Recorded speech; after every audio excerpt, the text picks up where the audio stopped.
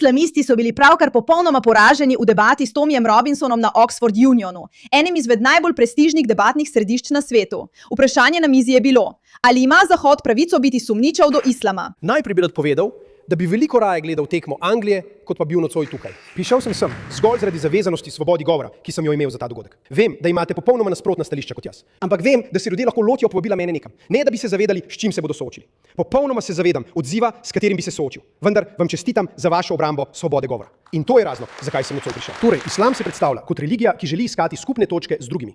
Pridite do skupne besede, je rekel Mohamed. Poiščimo skupno točko. Nič sumljivega pri tem, kaj ne? Ampak gre za to, da ni partnerjev. To je ključno. Islam pravi, da želi skupno točko, vendar mora biti ta skupna točka islam. Kristijani morajo zanikati, da je Jezus Božji sin, partner, del, kakorkoli, poiščimo skupno točko. Koliko vas tukaj je gejev? Pravzaprav vam ni treba dvigniti rok. V redu, v Koranu skozi zgodbo o Lotu homoseksualnost je obsojena. 4 od 5 glavnih šol islamskega prava pa menijo, da bi morala biti kaznovana s smrtjo.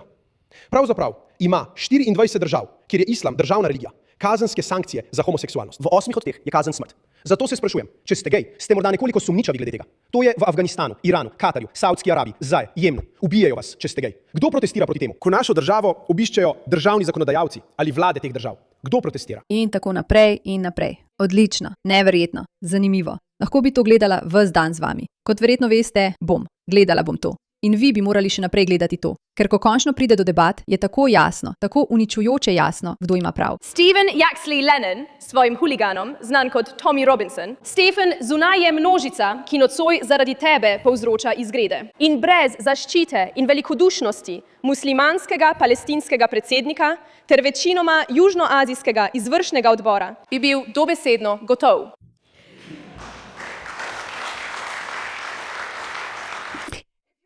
Če niste razumeli, kaj se je pravkar zgodilo, je ona na odru, kjer razpravlja, ali bi moral Zahod biti sumničav do islama, povedala Tomiju Robinsonu, da bi mu islamistični protestniki zunaj dejansko škodovali.